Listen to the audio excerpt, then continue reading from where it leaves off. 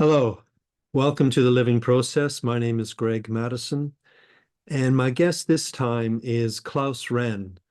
Klaus, for many, many years, has been heading the German Focusing Institute. And I thought it would be very interesting for us to have a conversation because with the language barrier, we in the English-speaking part of the focusing community know so little about their work in Germany. And Klaus gives us some of the background, how they originally learned directly from Gene Gendlin. And they had a summer school for many years before the International Focusing Institute had their own. And that Gene would travel over and teach them about the philosophy and about the practice of focusing and focusing-oriented therapy. There is partly an issue with the sound in the recording, and also there were some times where I offer a voiceover to try to simplify some of the explanations when Klaus gives us a lot of fascinating detail about how they actually teach. And it's obvious in the teaching that they take in a lot of the philosophy and apply it to the practice. I think that this episode will especially be of interest to focusing-oriented therapists and those of us who teach focusing-oriented therapists. I think you'll find that it's easier to watch this particular episode rather than listen to it on the podcast, although I do hope that I have simplified some of the presentation enough that you can listen to the audio only and that it's understandable. But on the video, you get much more of a sense of Klaus, and you can see his explanation with his whole body does add clarity to some of the things that he's saying. Anyway, I do hope that you enjoy this episode and that it is the beginning of more cross-fertilization and exchange between the German-speaking focusing world and those of us who don't unfortunately know German. Thanks very much. The Living Process with Klaus Renn.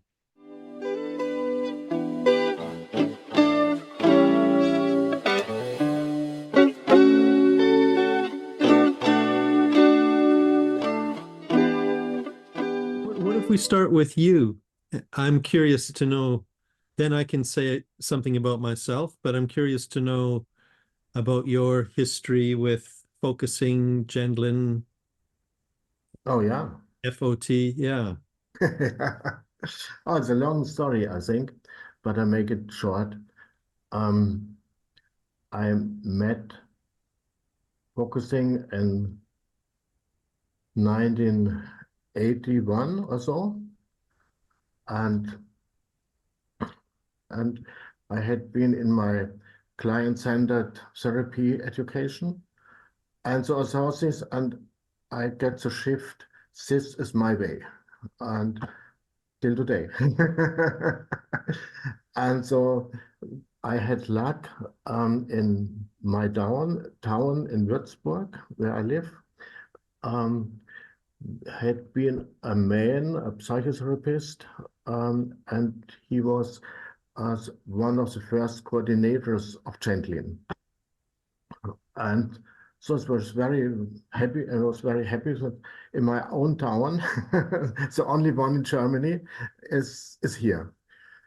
And so I made my client-centered education training with this person. He was a educator, a trainer too. And so I learned client-centered and focusing in one, in one. Mm-hmm. At this time, um, this man and Johannes Wiltksho, they had been with Gendlin, and these both men decided to make a summer school in Germany. And I visited the summer school, and some years later I was leader with Johannes Wiltksho of the summer school in Germany. And the summer school is much older than the American summer school. Mhm. We had before the Focusing Institute in Chicago, we had in Germany a Focusing Institute and an organization, and we was much schneller, faster Yeah. um, than the Americans. Yeah, but we have not much connection to the institute. Um, our main connection was always Gene Gendlin, Mhm. and we invited him to our summer school, and we uh, had 5 summer schools with him. Um, and so he worked with people, he talked with us, he talked with our trainer staff in our institute, and so we get a lot of information and videos and something around Gene Gendlin. And he speaks German. This was very good. Yeah. It was a funny German because he speak in the old uh, Vienna style, and he spoke in the old philosophical style because he read much of the German philosophy. Dilthey, you know the name Dilthey? I don't Yeah. know. Yeah. Yeah. Dilthey. And Heidegger and all these names. And so we get here in Germany from him a lot of philosophy too. We Mhm. had fun to deal his philosophical yeah, competence with us. Yeah, and he made, you know, the same, I think, the demonstrations, and we get the film of it. And so we learned very good with him. 1 year before he died, I was the last time at his home, Yeah. and we spoke. It was a good connection with him, and Mhm. um, yeah, I liked it very much, and he do, and so it was a little colleague, a little my master, Mhm. and Mhm. a little friendship. So mix of relation. Yeah, Yeah. Lovely. It's fascinating to me that the German Institute was first. yeah. He was the first of all. Yeah, Yes. that's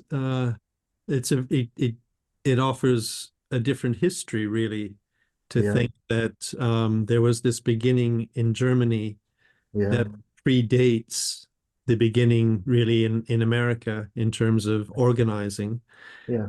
And it for me it raises the question of why didn't the Germans, and I can imagine the answer, but why didn't the Germans start the International Focusing Institute? I think this was no No interest, interest. but we had a lot of doing to make it in our country. Let me ask one more question. Yeah, Why do you think your institute has been so successful? What's the key? what's the key? Yeah, that's made you so successful when so many other institutes kind of struggle to get students and fill workshops and spread the word of focusing. I don't know exactly. I think I think the point is relation. Hmm. I think the point is relation, a special way of to be together. Mhm. Uh, Mhm. and the other way is all our trainers, they have the focusing therapy education. Mhm. This means they have um, a lot of seminaries, and um, our education takes 3 till 4 years, and they have nearly 900 hours in workshops. Mm-hmm. They have supervision, Yeah. and they have um, um, a network of partnership focusing, and all this together, so partnership focusing, the deeper way to stay in focusing, um, and the feeling in the group. I think this makes it. Yeah. Yeah. Yeah. And my person is important too.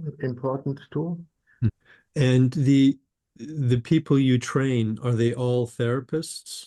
No, Okay. you have a basic for everyone. Okay. The basic for everyone, one 4 workshops, and one workshop takes 5 days. So they have 20 workshops, and then they can make certification. Mm-hmm. So we name it in Germany focusing guide. Uh, they can do focusing, and they can yeah, guide some people who knows focusing too. And the therapists can take parts of this in their work, uh, but it's not focusing therapy. It's only um, focusing as a old way is making space and go inside, have question, and the, the basic focusing. Yeah, just the basic.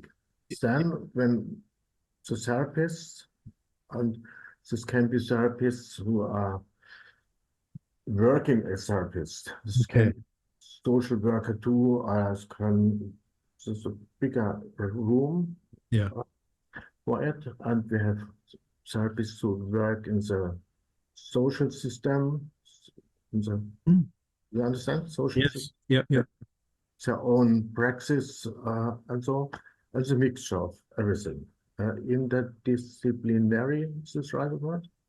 We have an interdisciplinary Yes. education, which is Okay. Okay. Interesting. I'm curious how you teach focusing therapy.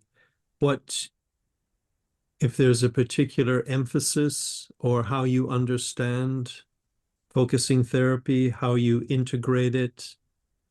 Um, and I'm assuming that your teaching is also quite client-centered or person-centered.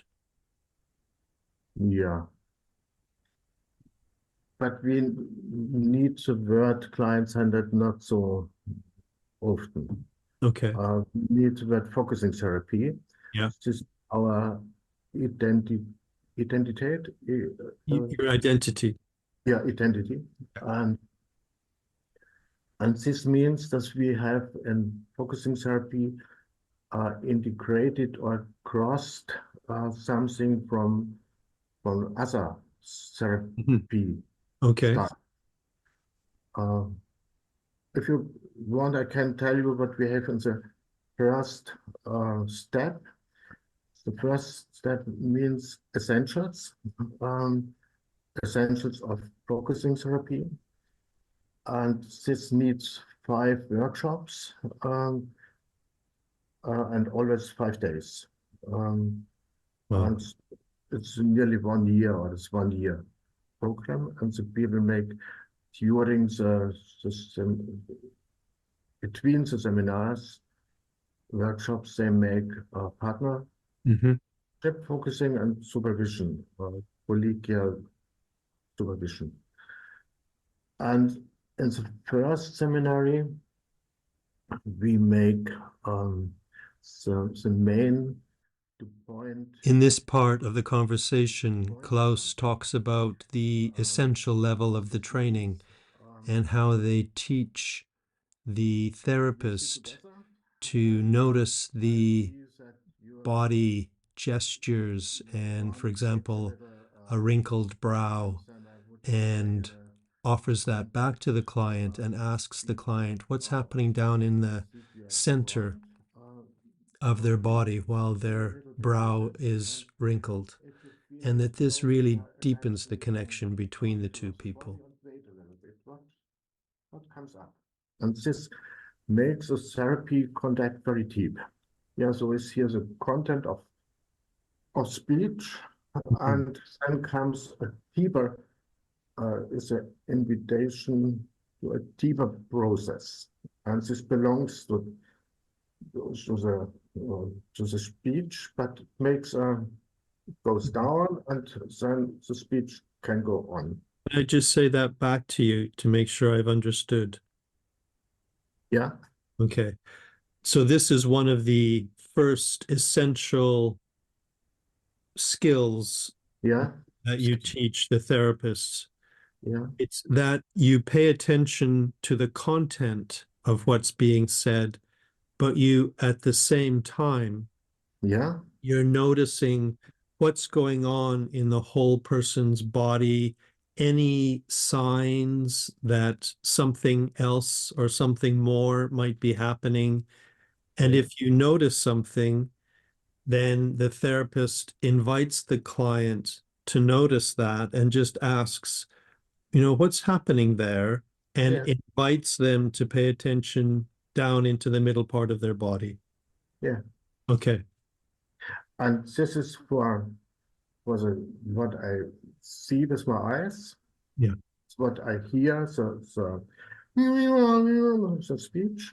Yeah. And this is to my inner feeling. Yes. If I feel something in me, in the contact to the client, I can say, oh, I is something here? Do you feel something special, or what is going? Um, my own awareness, Mhm. not only to see and hear and so, but the space, relation space. So the therapist also is keeping awareness on their own felt sensing Yeah, and noticing the kind of the feeling quality of the relationship as yeah, well. Yeah. yeah, yeah, Good. Yeah. yeah.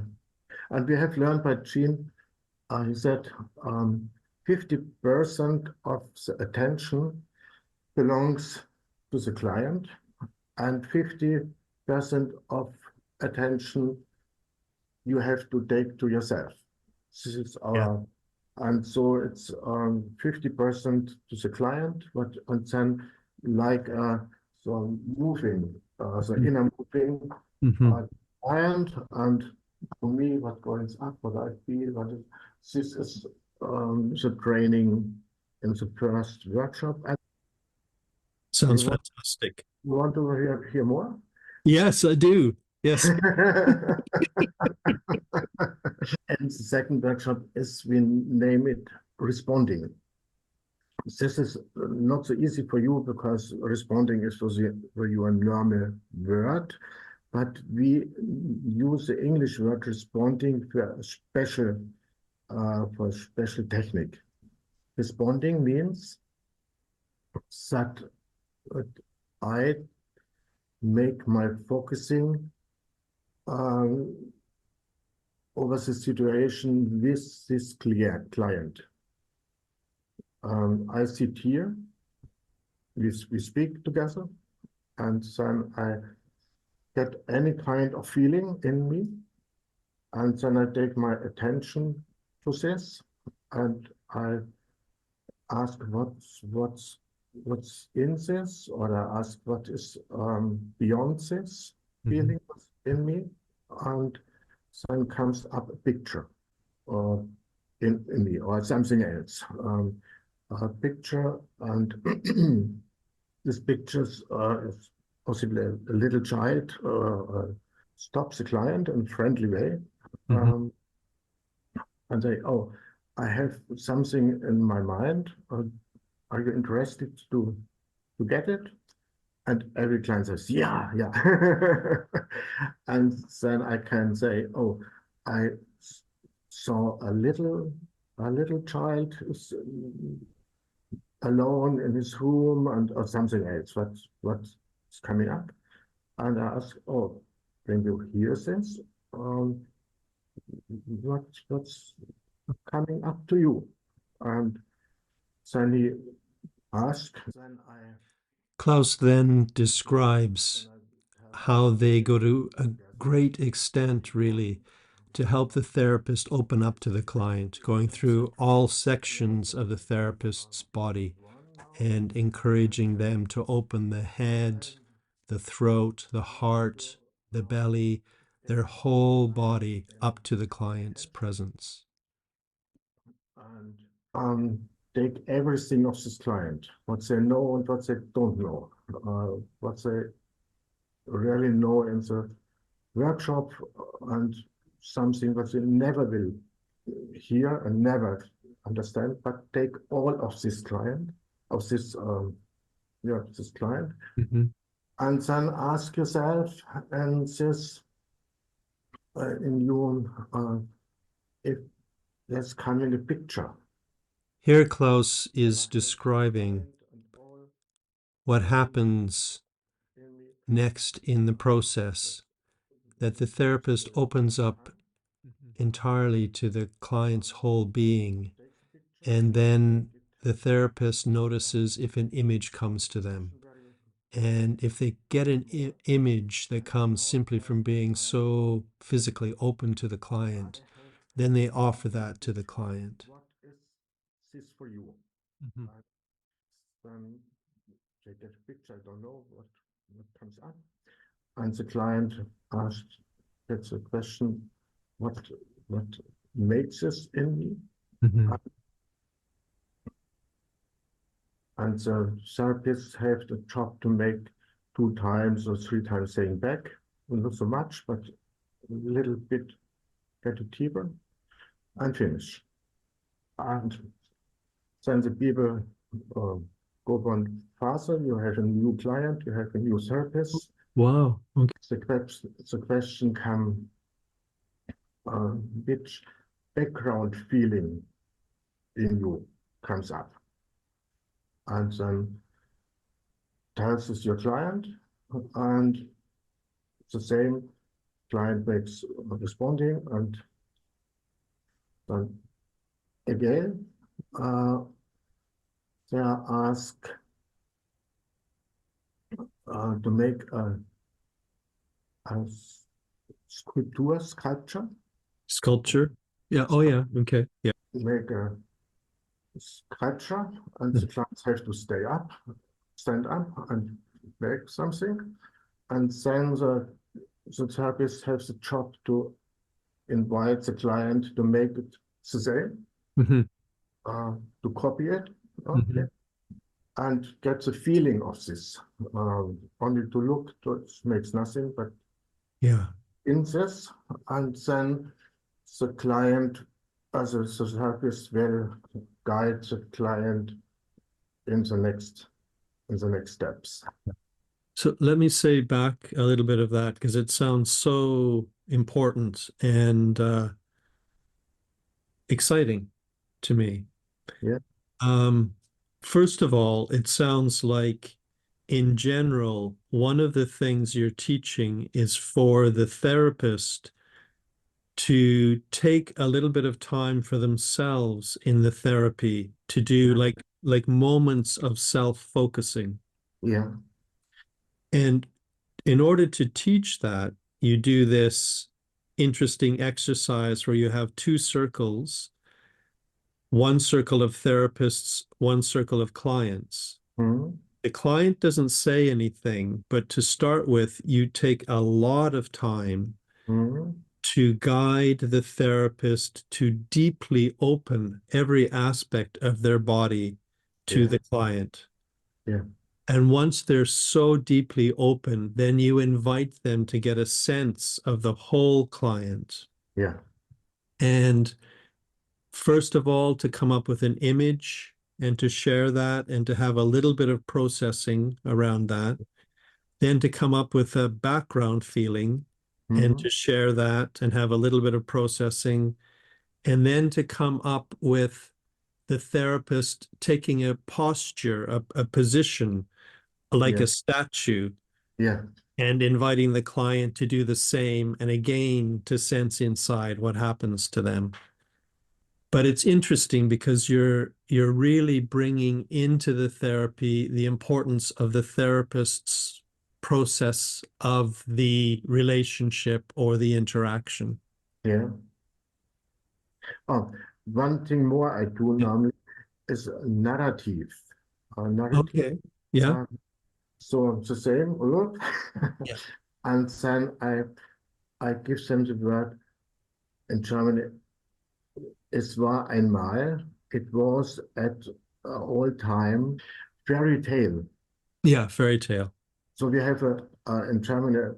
Es war einmal is the beginning of every fairy tale. Yeah. In English, it's once upon a time. Yeah, Mhm. and to take this insight. Mhm. And have the client, all of the client, and then hear and feel which story comes up. And Wow. then tell this story in a short way, not Yeah. in a short way to the client. And the client, okay, finish. And then the client that know what's Yeah. going up. And then the client can say, oh, this is or this, and the therapist have to guide the client with this whatever happens. And after this, the clients are so, or the group is so touched because what's coming up in this kind of responding is so deep. The clients say, how you could know this? Yeah. Yeah. How it could be you give me answers exactly my life, exactly my situations. Yeah. Yeah. Can I ask, just at the very beginning, you said you had these visits from Gendlin where he would talk to you about focusing and the philosophy. Yeah. And when I hear the way you're teaching, I'm wondering, what impact has the philosophy had in the way that you teach and understand therapy? Yeah. We have a lot of papers from Gene Gendlin. Mhm. We have um, working papers, Yeah. and in the first workshop, this is pointing. I tell something about William James. Mhm. James and Gendlin. Yeah. It begins with James, and then Gendlin make it to the Gives it a practice. implicit. Yeah. Yeah. And a lot of Dilthey, and so I can give sometimes things from Dilthey in on the papers too, Mhm. of Dilthey, and so we always, or I always do give this with doing and so thinking about it, so that Mhm. one comes together. It's Yeah. one. Not only psychotherapy doing, but the reflection, uh, the background of the doing is, Yeah. yeah, The context yeah, and the integrating the philosophy yeah, about the practice. yeah, Yeah, yeah. No, I really get that. The reason that I ask is because um, the way you're teaching, it sounds like you really emphasize the interaction. And it reminds me of Gendlin's principle of interaction first, yeah, and how what's happening in the therapist's body isn't just the therapist, because the body isn't separate from the environment or the client, yeah, that there's an interaction. So the therapist's self-awareness is an important part of what's actually happening in the therapy. yeah, Yeah. yeah. Well, this is a basic of all all these techniques. Yeah, exactly. Yeah. Can I just ask, I'm aware of time and I'm really glad we recorded this because I think this is really valuable. Mhm. Your English is a lot better than you said it was. And I, and I understand you very good. You have a very good pronunciation. Thank you.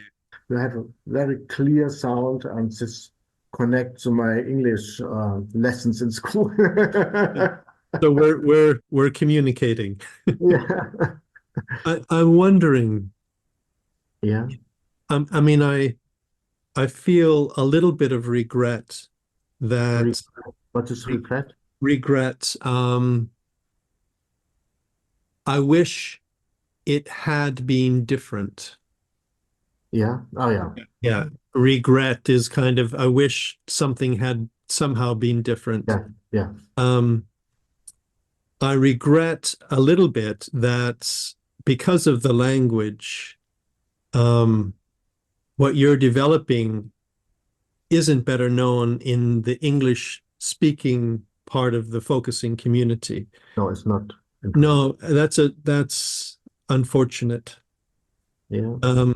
But what I want to ask is now over the years of teaching and Mm. having your institute and so many students, has your way of teaching changed, or is there anything that you have developed kind of beyond Gendlin's teaching? Or have you stuck close to what he taught you so many years ago? Um, I think in our teaching was a um, was a change when we get the process model, Okay. when we could read it in German. Hmm. And this made a big change. Yeah. Um, we had before all this from James and Dintai and Merleau-Ponty. I, I give to them some lectures and conference in our summer school and so. Also all this we had before too. Yeah. And then comes the process model. And so we had a bigger, a bigger thinking about all this. But it was not everything new because Gene told us when he was here, um, not the process model, but the basic of the process model. Yeah.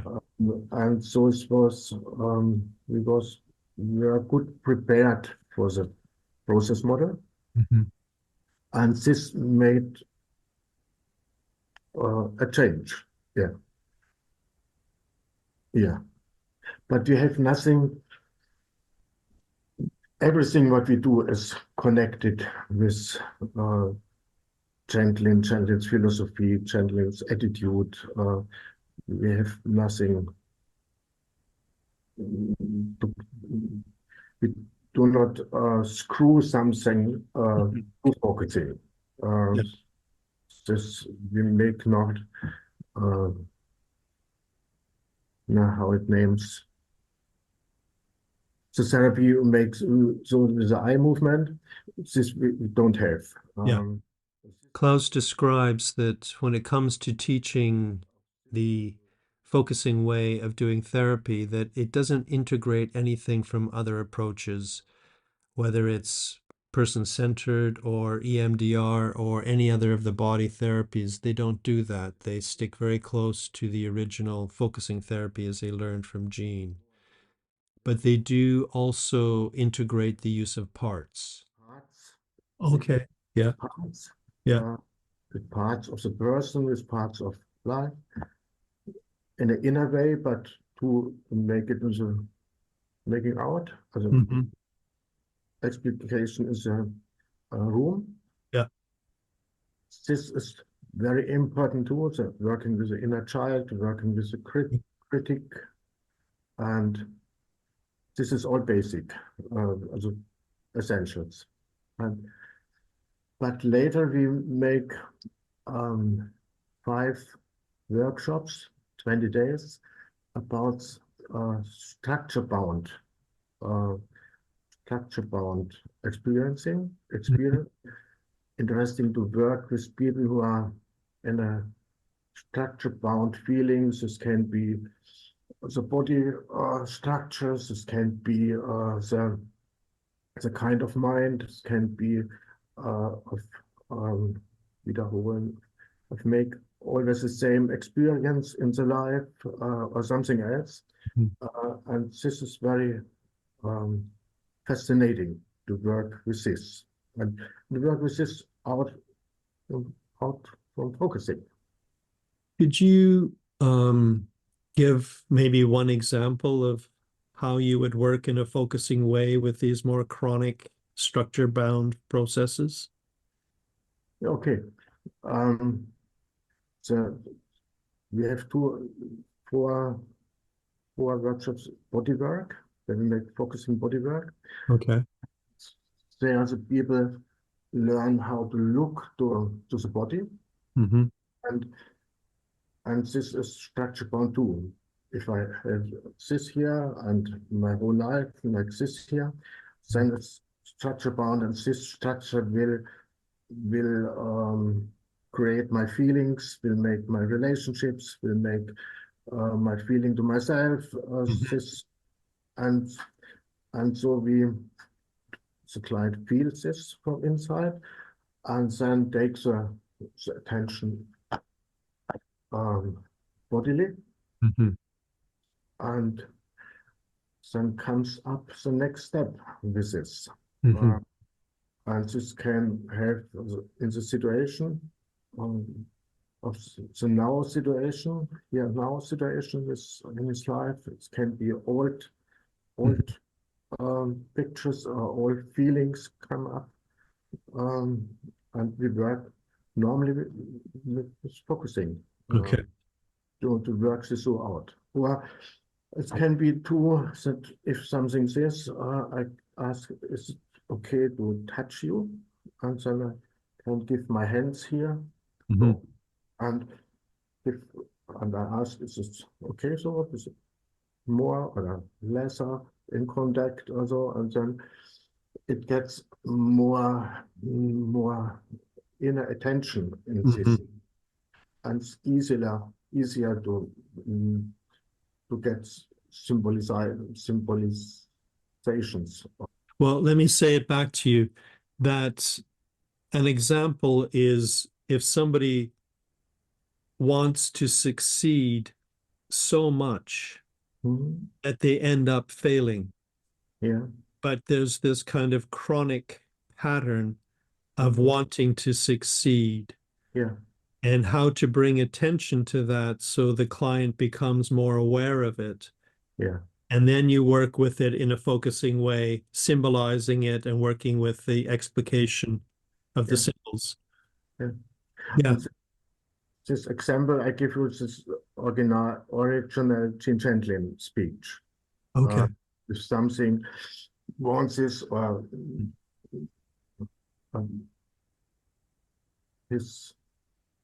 he made the example to someone wants to get more attention to her. If I want to see me, to hear me, I want to see, and so. And if someone needs this feeling for his life, but then the risk is he makes it in a way, extremely ways that everybody goes away. Yes, exactly. And so he gets the same feeling since his first year of life or so. And this concept is very basic to understand the structure-bound experience. And here we have a lot of experiments to make it together in the workshops, and then the people make it in in her way and their work, in their Yeah. own work. Yeah. Because I'm thinking if you're working with structure-bound processes, you're trying to find creative ways to work with each person. Yeah. And one of the things that you need to do is to help the person get a little bit of space from this kind of chronic process that Yeah. start with, it's so close they can't even be Yeah. aware of it. Yeah. And first to get enough space that they can begin to have some awareness of this deep Yeah. pattern. Yeah. Yeah. Exactly. In our teachings and what we do is making space, the basic of everything. Okay. Making space is makes a space to have focusing. Yeah. And if making space not, then we have to look how the client or we can have connection to ourselves. Yeah. And this is a main training or in every workshops to have this space. Yeah. Yeah. It sounds very thorough. The training sounds very thorough. It's like very detailed. Yeah, You kind of take a particular kind of process and look at it from different angles, and you stay with it so yeah, that the therapist gets a very deep sense of kind of how to work with all different phenomenon. yeah, yeah, Yeah, it sounds very, very thorough. yeah. Yeah, it sounds good. That's true. Yeah. Yeah, a lot of practice during the workshops. You always have a little lecture Uh-huh. and do it.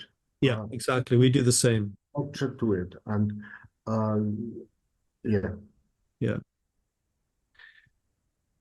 Well, I'm glad yeah, we had a chance to talk. I'm fascinated. yeah, I don't know how we can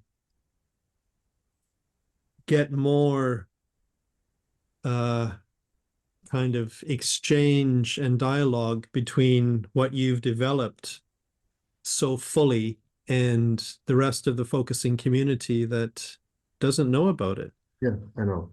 Yeah. Well, But if you want, I have written a book in German, The Magic Moments, the name.